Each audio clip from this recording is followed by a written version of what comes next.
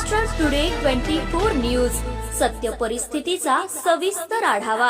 हिंददी चादर समागम कार्यक्रमात दुसऱ्या दिवशी भाविकांची अलोट गर्दी।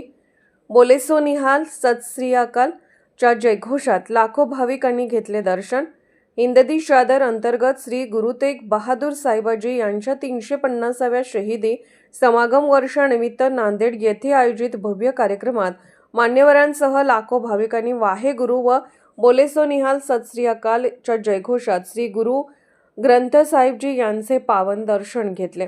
आज दुसऱ्या दिवशी सकाळपासूनच मोदी मैदान येथे दर्शनासाठी भाविकांच्या रांगा लागल्या असून संपूर्ण परिसर भक्तिमय वातावरणाने भारावून गेला आहे। देशातील विविध राज्यातून आलेल्या सर्व धर्माच्या भाविकांनी शांतता, शिस्त व श्रद्धेने दर्शनाचा लाभ घेत आहेत।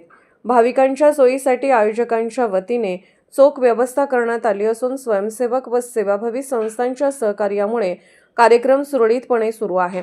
भाविकांच्या भोजनासाठी भव्य लंगरची व्यवस्था केली असून भाविक याचा लाभ घेताना दिसून येत आहेत।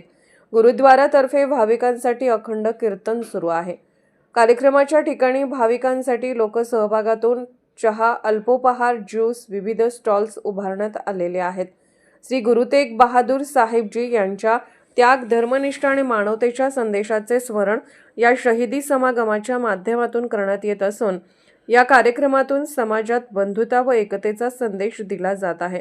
महाराष्ट्र टुडे मराठीसाठी ब्युरो रिपोर्ट हनुमंत मस्तूद, नांदेड।